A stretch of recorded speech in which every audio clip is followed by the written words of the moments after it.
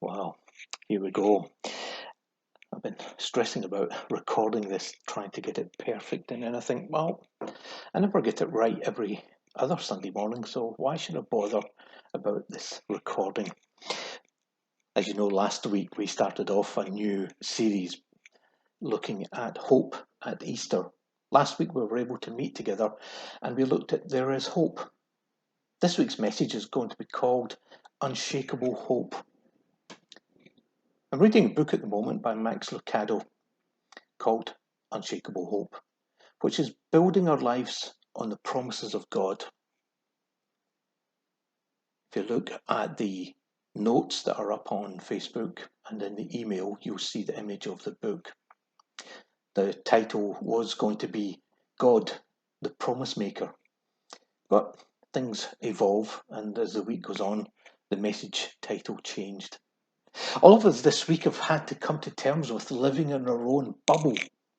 For many of us, this has been a long time since we've spent as much time together with those in our families, those in our own little bubble. For many people, it'll be fun. For others, it's going to be a time of stress. It's going to be difficult. And as we know, bubbles can burst. The main passage today that we're going to concentrate on is Matthew chapter 7. It doesn't talk about bubbles. It talks about something a bit more solid, buildings and foundations. Let's read together from Matthew chapter 7, verses 24 to 27.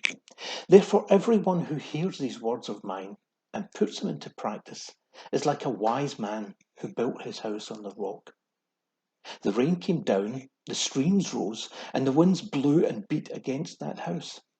Yet it did not fall, because it had its foundations on the rock. But everyone who hears these words of mine and does not put them into practice is like a foolish man who built his house on sand.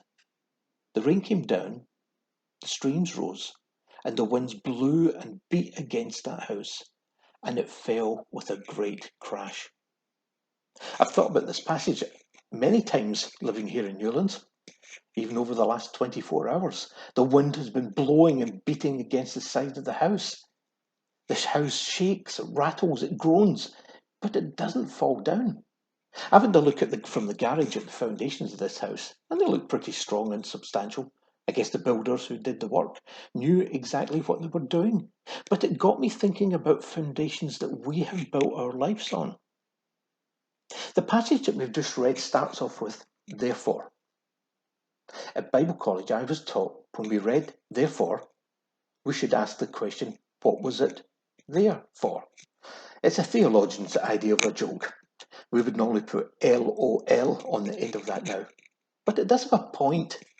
It should make us want to look back and see what was said just before.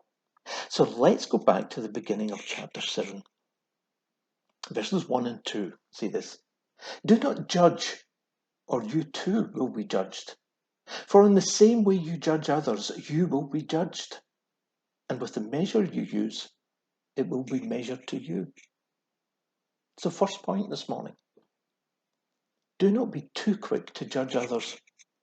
Have a look at your own life first. Get right with God. And then maybe you might be able to help someone else. I think this is going to become more and more relevant as the days go on.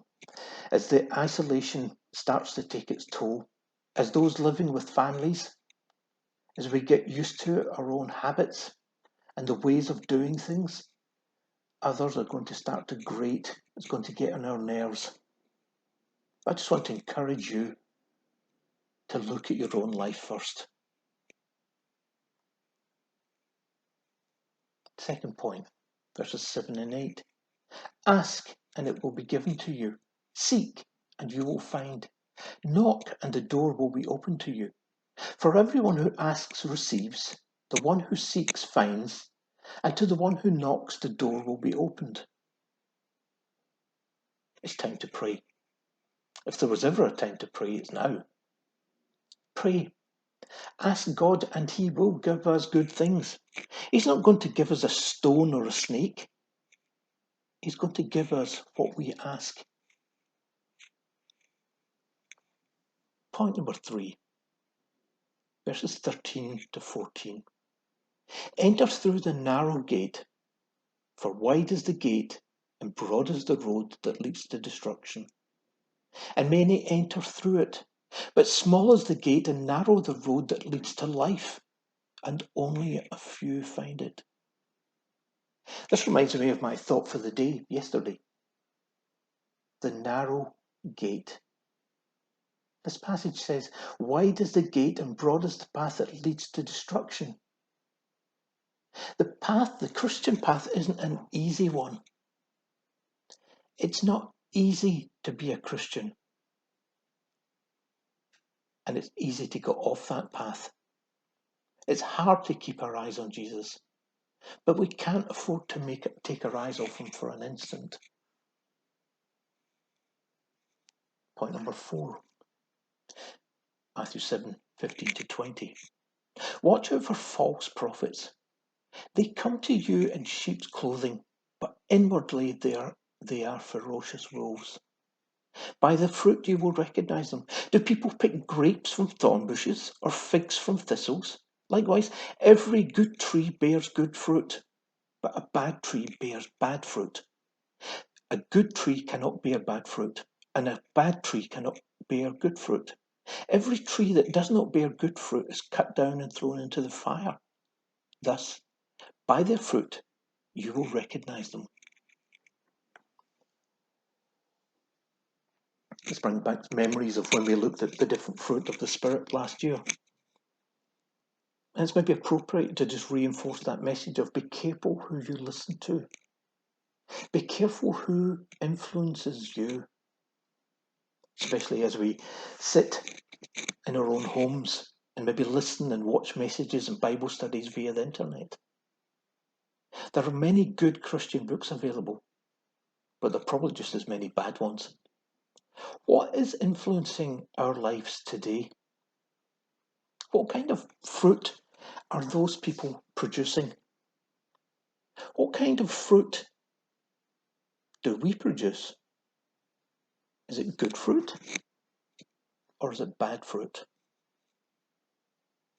5th point, verse 21. Not everyone who says to me, Lord, Lord, will enter the kingdom of heaven, but only the one who does the will of my Father who is in heaven. At this time, we need to be sure that we are honest and true disciples of Jesus, not just playing a game, saying the right things, being seen to do the right things. Now, as a church, we only see what's available on the internet. We're not even seeing each other on a Sunday. We need to look at our lives and see who we are following. And the day will come when Jesus comes back and he will not be taking anyone with him who's faking it. Jesus knows who is for real. Which brings us back to the verse we started with today. Verse 24. Therefore, everyone who hears these words of mine and puts them into practice is like a wise man who built his house on the rock. So let's make sure that we are building on a good, strong foundation. Let's examine our lives this week. Are we judging others? How's our prayer life? Are we being honest with God?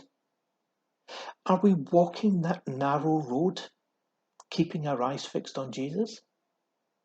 Are we being careful who is influencing our lives? Are we living honest lives before God with no pretense? What do our foundations look like? Let's pray.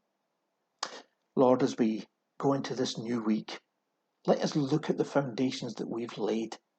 Let's look for cracks and weak points. And let's go back to your word and look at what you have taught us.